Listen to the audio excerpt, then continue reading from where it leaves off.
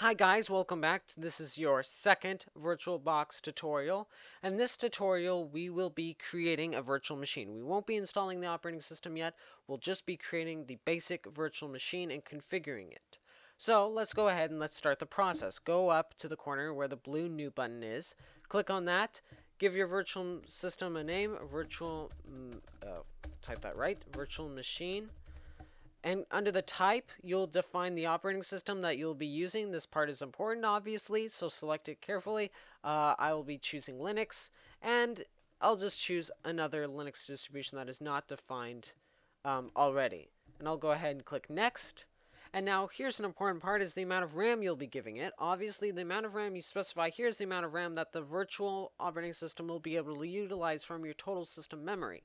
My total system memory only it caps out at 3 gigabytes, so I obviously can't go very far other than the 3 gigabyte cap. And at the 3 gigabyte cap is a very dangerous point to set it at. It would be highly unrecommended. In fact, I can show you. I can set it all the way up to the max. That would not be a very ideal situation because obviously Windows takes away at some of that 3 gigabytes already. So this would be kind of unstable, and it might potentially even crash Windows as it utilizes all of the system's memory when some of the system's memory is already given to Windows, the host operating system.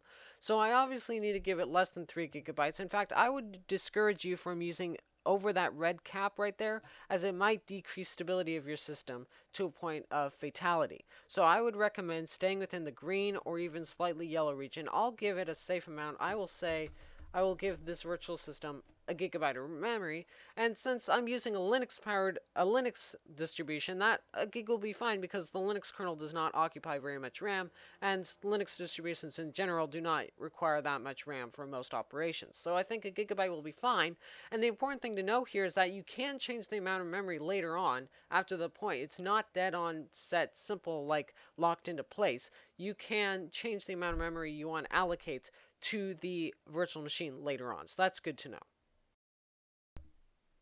So the next thing we are going to do, we're going to click next and proceed to the next step, which is the hard drive file.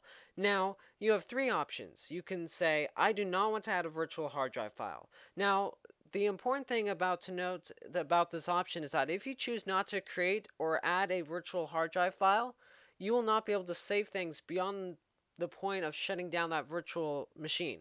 So that's to say that anything you do in that virtual machine will not be saved once you shut down that virtual machine. All that data that you've established, all those configurations, the entire operating system would be gone and non-existent.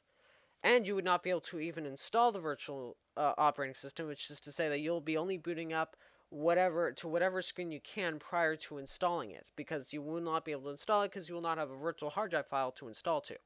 Now you can create a new virtual hard drive file, that does not exist, and so therefore you'll create one right then and there, or you can use an existing one if you've already created one, or if someone else already has a hard drive file that they've shared with you, whatever the circumstances may be.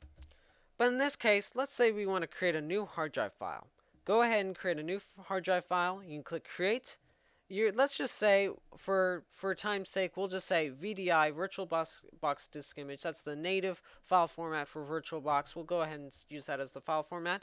Now, here's the next part. Dynamically allocated versus fixed size. Now, the important thing to understand is that dynamically allocated virtual hard drive files means that as you demand more space for files and whatever configurations and whatnot for your operating system, the virtual hard disk can grow in size as your need for more space increases. So it will dynamically grow as your demands grow for more disk space. So that works. However, there is an input-output inefficiency here that is maybe not noticeable to most people, but there is a little bit of decrease in speed of the overall system as input-output is a little bit slower with dynamically allocated hard disks. And fixed size means that you will instead of it being dynamically allocated storage, you will define a specific quota, a specific size of the virtual hard disk file that it can occupy on your hard disk, and that will be as much space as you'll be given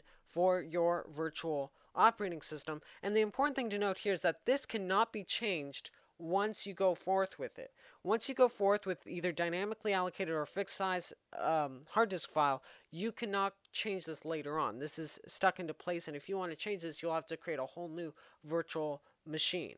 So it's important to understand the consequences of each decision and make a choice. In this case, we'll say fixed size, and we can give it a name, we can change it to whatever we want, my virtual disk file. And you can even change the directory by going over here and clicking on this folder. And you can change it to whatever directory you want. And down here on the slider, you will be able to define how much storage you want to allocate to this virtual disk file, which will then in turn determine how much storage your virtual machine, your virtual operating system will be able to occupy. So you can go ahead and use the slider, or you can even go into this box and define and manually type in how much space in terms of megabytes or gigabytes or even terabytes, 2 terabytes being the maximum, you can use in this virtual disk file. And then once you're done with that, you can click create, and you're off and going with a new successfully configured virtual machine.